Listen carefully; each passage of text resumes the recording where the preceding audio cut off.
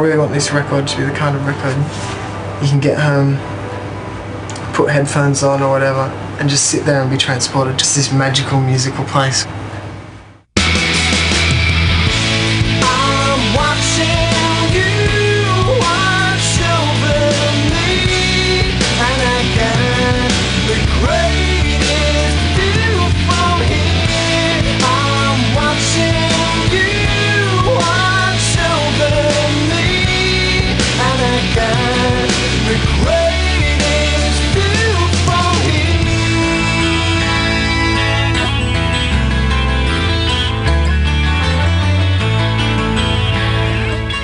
The way that I saw music was how I heard it through bands that I loved, like through listening for Frogstop, or kind of listening to the whole grunge thing. They were bands that I loved, so that was the music that I played.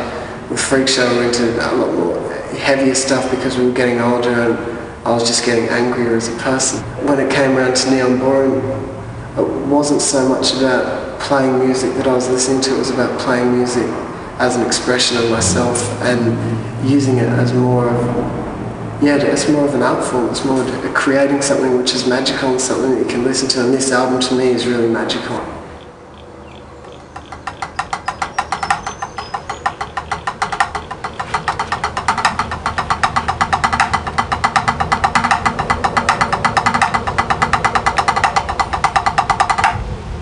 I think it's going to be very different to what we've done before. We're all a little bit older and we're all a little bit better players, so I know the whole thing is just about, we all got completely different musical tastes, so when we all play, we kind of bring those different tastes in. There's heaps of harmonies. I like the harmonies, it's always fresh and new and it's good, it's always exciting. Oh boy. This is Tonton hard at work behind the desk. We've got David pouring coffee, Daniel just relaxing, ready for the Here it is. brass to kick in. Warm you up? It's just for half. Yeah. Ben, he's concentrating very hard. It's all very exciting. It's very, very exciting. Never finished that, so rather than taking a whole one. 15 to 20 cups of coffee a day, it's a waste. Yeah. Definitely. There's reactions happening. Coming through. It's the live room. This was my room. This was once all mine. Living your life like a bull in a tree. He doesn't know how it feels. We just went through a whole heap of bios and I don't know, we listened to show reels and stuff of different people. And David Bottrell just really stood out.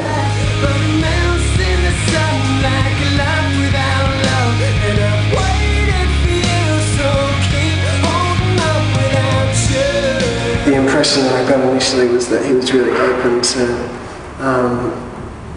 being ambitious, and he wasn't scared by a lot of the ideas I had, which a lot of the other guys that I met were.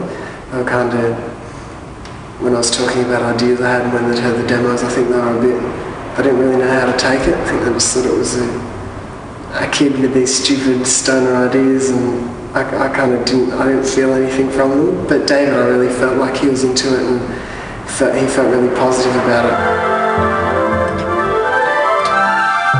It takes a week.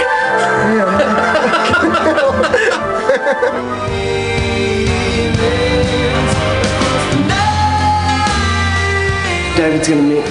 He's producing and I'm co-producing on this record, which is another thing that I kind of haven't really ventured into. Although on the last album I had a lot of ideas, we didn't really discuss any co-producing things. I just went in there and did my thing. This time around, it's a lot more conscious, like who's doing what. So it's a good feeling. There's this underlying confidence because it feels like everything's in place and we've kind of got this rough map. Waking on a summer day, a summer day, and after all these years, forget about all the troubled times, and after all these years, forget getting better, the troubled times.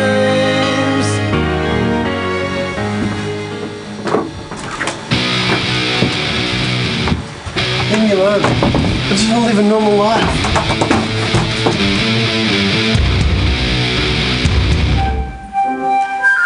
We were talking about arrangers, and he said, have you thought of Van Dyke Parks? And I'd heard the name, but I hadn't really heard much of his stuff. And I was like, yeah, right, let's try it out. And I listened to some of his stuff, and it was just perfect. And I had a conversation with him. Me and David actually had a conference call. Does this give you stuff to chew on?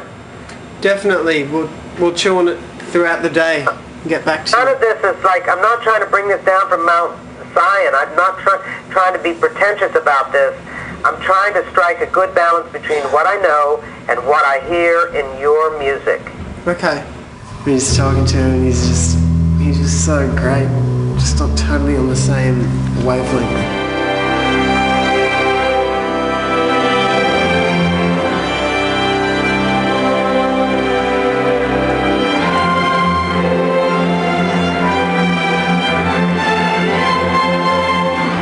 I've just worked on 3 songs, but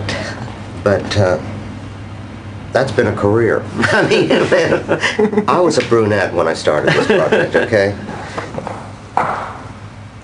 50-cent word is synesthetic. You know, where you might say that it tastes purple or it sounds green. There are such relationships, and there are people who are cursed with this thing called synesthesia.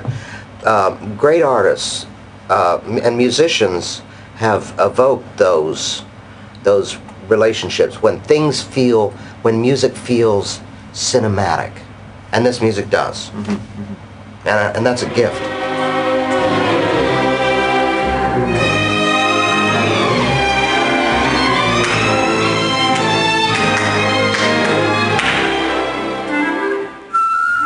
It was my real desire to reward Daniel's courage, because I haven't seen anything like it since I worked for Brian Wilson.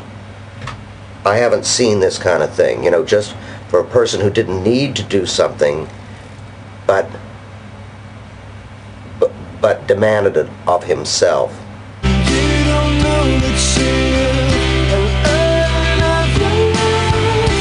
You don't know the truth, and I love your love.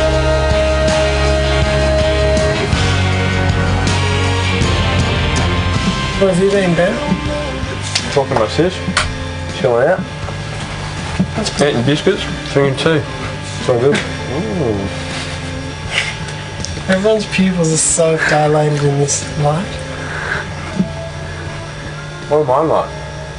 You've got brown eyes, so you can't see because of the shadow. Are you tall, dark, and handsome? Well, they're not huge.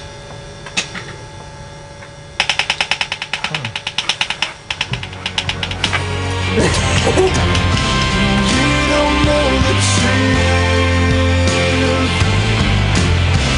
You don't know the truth. You don't know the truth. And I love your love.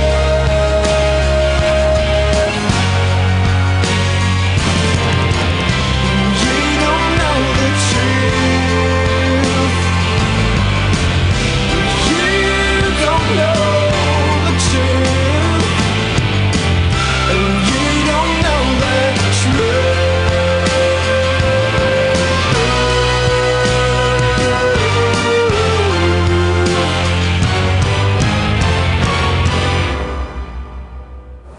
When I hear the finished product, when I hear this record, I think I'll look back on the last 2 years and say, well, I'm glad I did it, because I live for this music, and if I'm happy with the music, then I'm happy with my life.